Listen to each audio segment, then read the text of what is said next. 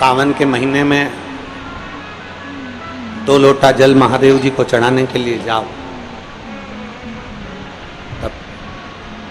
3 चीजें अपने अंदर धारण करो। पहले नंबर का तो 2 लोटा जल जब घर से लेकर जाओ तो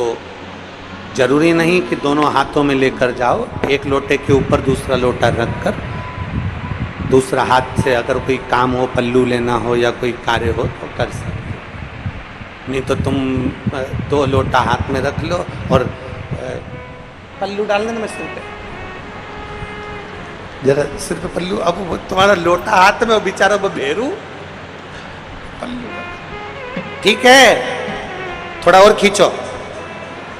ये बाजू का, तो पल्लू वो भेरू ने और खींचा है, ठीक है ये पल्लू हमारा मुंडा में दे दो, अब ठीक है।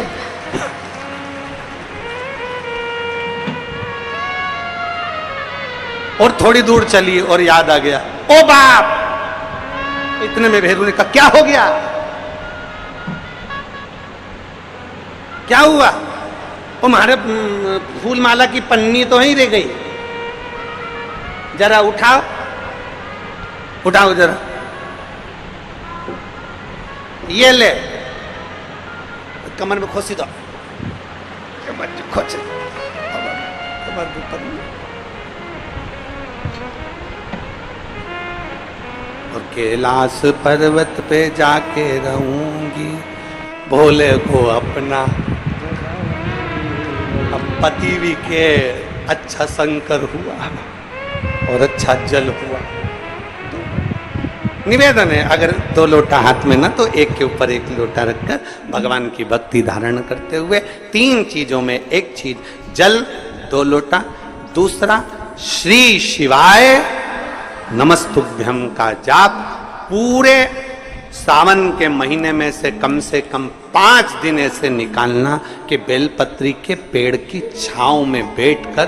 हम श्री शिवाय नमस्तुभ्यम की कम से कम 1 माला जरूर कर ले, जरूर। और मान लो अगर बेलपत्री का पेड़ नहीं मिले, तुम्हारे आसपास में नहीं मिले, तो फिर एक काम करना, शंकर जी के मंदिर की बेलपत्र मिली जाए उसको सिर पे, हमारे यहाँ कहते हैं आंवले के वृक्ष का जब आंवला नवमी आती है ना, तो आंवला नवमी आती है और आंवले के पेड़ के नीचे जाकर भोजन नहीं कर सकते, आंवले के वृक्ष के नीचे नहीं जा सकते, तो आंवले के वृक्ष की पत्ती को सिर पे रख के भोजन कर लो, तो कहते हैं कि हजारों अश्वमेध यज्ञ के पुण्य के बराबर, भंडारे के बराबर भोजन प्राप्त हो जाता है।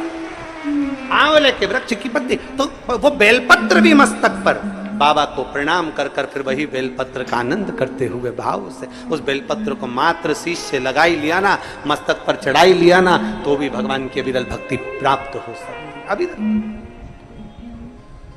और मान लो बेलपत्र भी ना मिले तो बेलपत्री के वृक्ष की थोड़ी सी मिट्टी अपने मस्तिष्क पर लगाकर मस्तक पर चढ़ाकर भी हम जाप कर सकते। बेलपत्र के वृक्ष की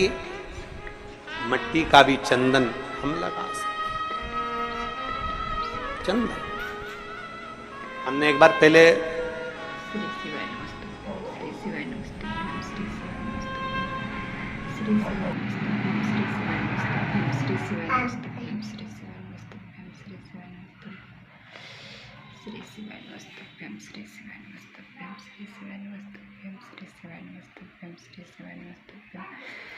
श्री शिवाय नमस्तुभ्यं, श्री शिवाय नमस्तुभ्यं, श्री